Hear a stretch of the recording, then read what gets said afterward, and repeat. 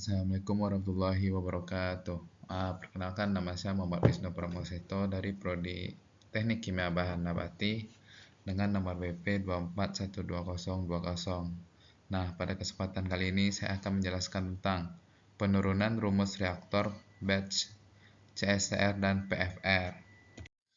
Nah, yang pertama itu penurunan persamaan laju untuk reaktor batch. Reaktor batch adalah sistem tertutup di mana reaktan dimasukkan pada awal proses dan produk dikeluarkan setelah reaksi selesai. Konsentrasi reaktan berubah seiringnya waktu. Nah, prinsip dasar pada reaktor batch yang pertama, volume itu konstan atau seringkali diasumsikan. Yang kedua, tidak ada aliran masuk atau keluar selama reaksi. Bentuk umum pada reaktor batch ini adalah akumulasi A sama dengan laju masuk komponen A dikurang laju keluar komponen A ditambah laju produksi A.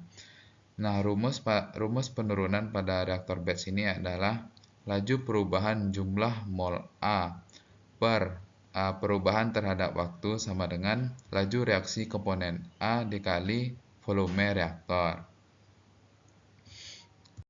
Nah, selanjutnya itu kita membahas tentang penurunan bersamaan laju untuk continuous stirred tank reaktor.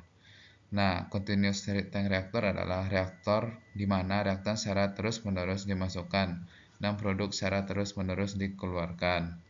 Di dalamnya, campuran diasumsikan homogen sehingga konsentrasi dalam reaktor sama dengan konsentrasi aliran keluar. Nah, prinsip dasar pada continuous stirred tank reaktor yaitu yang pertama pengadukan sempurna atau homogen, yang kedua itu kondisinya tunak atau tidak ada perubahan seiringnya waktu. Yang ketiga, volume reaktor itu konstan. Nah, mungkin kita langsung saja ke rumus penurunan laju untuk continuous stirred tank reaktor. Nah, pada continuous stirred tank reaktor yaitu 0 sama dengan laju alir mol A masuk dikurang laju alir mol A keluar ditambah laju reaksi komponen A dikali volume reaktor. Nah, itu adalah rumus penurunan untuk laju continuous stirred tank reaktor. Nah, yang ketiga itu penurunan persamaan laju untuk plug flow reaktor. Reaktor alir pipa atau PFR adalah reaktor berbentuk tabung di mana reaktan mengalir melalui pipa dan reaksi terjadi seiring dengan pergerakan fluida. Konsentrasi berubah sepanjang reaktor. Nah, yang perlu harus kita ketahui yaitu kita harus mempertimbangkan elemen volume diferensial. Nah, prinsip dasar pada PFR ini adalah tidak ada pengadukan aksial atau aliran sumbat.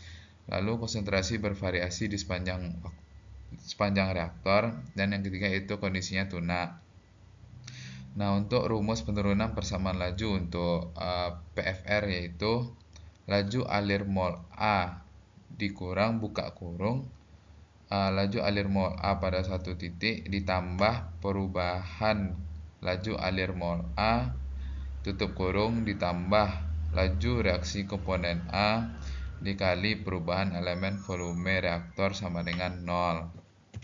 Nah, kesimpulan yang didapatkan kapan menggunakan setiap jenis reaktor itu yang pertama pada reaktor batch fleksibilitas tinggi untuk produksi yang volume rendah atau produk yang berbeda.